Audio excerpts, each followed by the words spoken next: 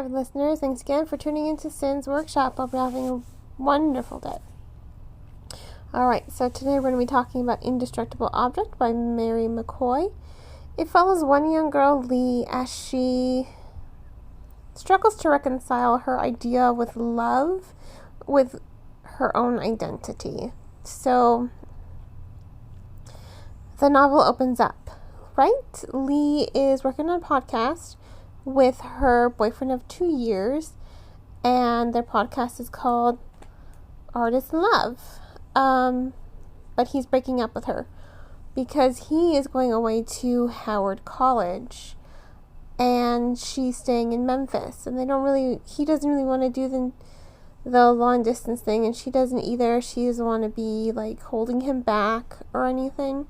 So they're still friends, they still love each other, but they are breaking up. Now, for Lee, this is like earth-shattering. But she keeps it together mostly because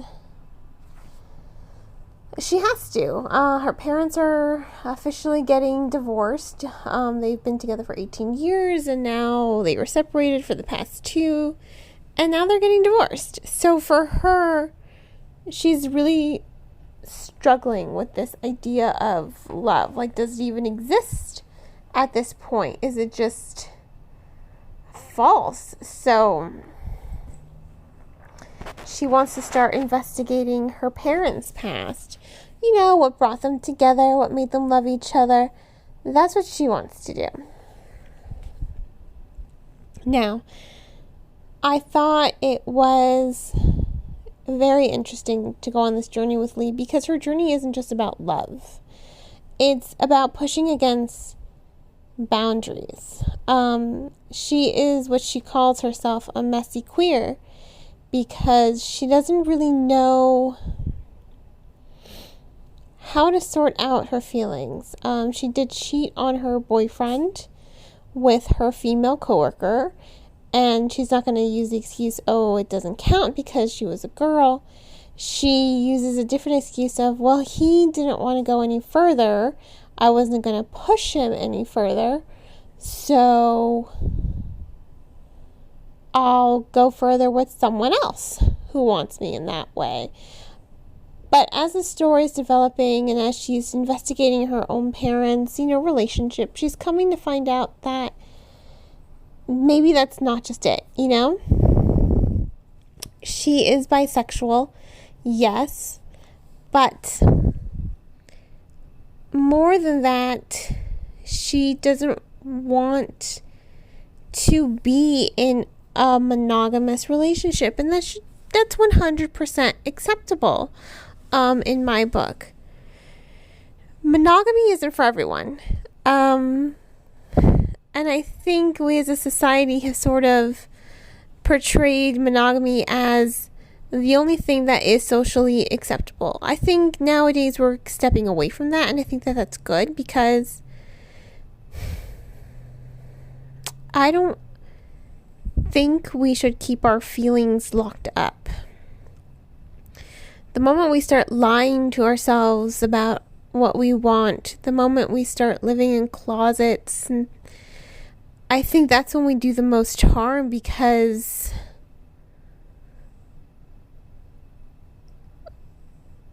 we as humans tend to be impulsive. We want to be allowed to feel what we feel.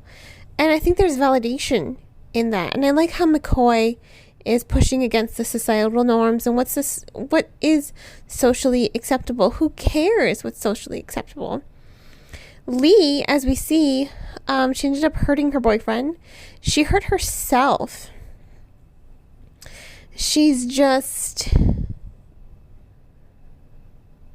struggling, to find peace within herself. And I think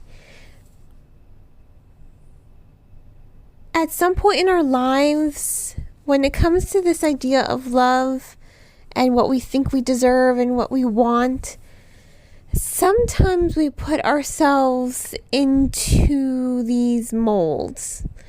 We put ourselves into these molds and then we can't get out. and we can't be happy. And that sucks. Because I think at the end of the day, all we want is happiness. And why should we be denied that happiness? You know, because it's not socially acceptable. Who cares? Who made these rules on what is socially acceptable? Who cares about that nonsense?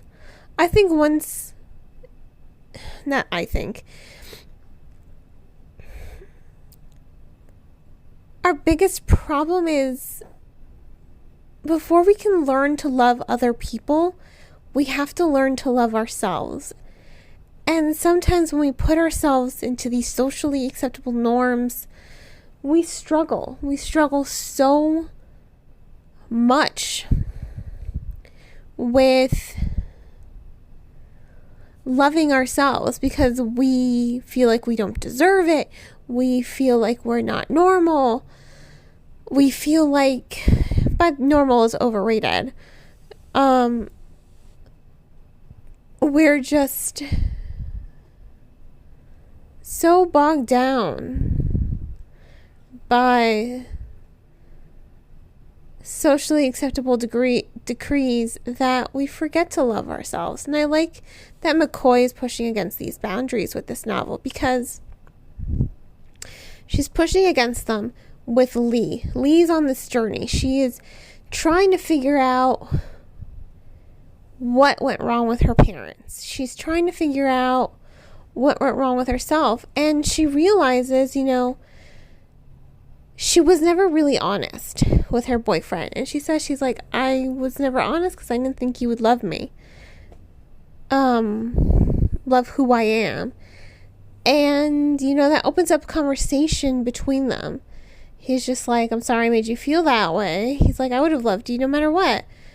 And they come to the realization that they didn't really know each other because he kept his own secrets, He kept his desires for the future a secret from her. So it's all about communication as well. He kept his secrets and his desires secret from her, and she kept her secrets, and her desires and who she was a secret from him. And of course the relationship was going to fail after that. So I think it is a really emotive novel. I think it does push against these boundaries that society has set. And it makes you ask questions. What do you want? Learn to love yourself first, because I think you have to love yourself first before you can open yourself up to loving other people. Because otherwise, I think you're going to fall back into that trap of, oh, this person's not going to love me if I am myself. I went through this with my husband when I met him. All my life I was trying to fit a mold of what my partner wanted.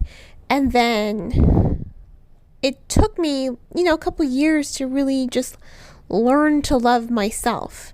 And then at that point, when I met my husband, I was, just like, I'm going to be myself. This is it. I'm going to talk about books and this and that and all this other nonsense. I honestly thought I was going to scare him away. And here we are, 7, almost 8 years later. I'm one of the lucky ones, I would say. I think I consider myself very fortunate, but I think this idea of love, it has to come from yourself first. You have to learn to love yourself first, just like Lee does. And I think that's what really struck me as far as the storytelling goes. She's learning to accept who she is as a person. And that is a really relatable and powerful journey to follow as far as reading is concerned. A really excellent novel, Indestructible Object. I will have to give it 4 out of 5 stars. It really is impactful. It is relevant. It's diverse. And it makes you think. You know, I like novels that stir up emotion, that are relatable to the reader. So if you want to go ahead and purchase the book, please remember to purchase the book from your local bookseller or online book retailer. You can purchase on booksamillion.com, barnesandnoble.com, bookshop.org, IndieBound, Book Depository, Better World Books, Book Outlet, and Thrift Books. All I ask is that you support a book-related website versus Amazon. That's all I ask. If money's tight, check out that book from your local library. And on that note, I hope you all will continue to support me here by liking this podcast and sharing it with all your book-loving friends.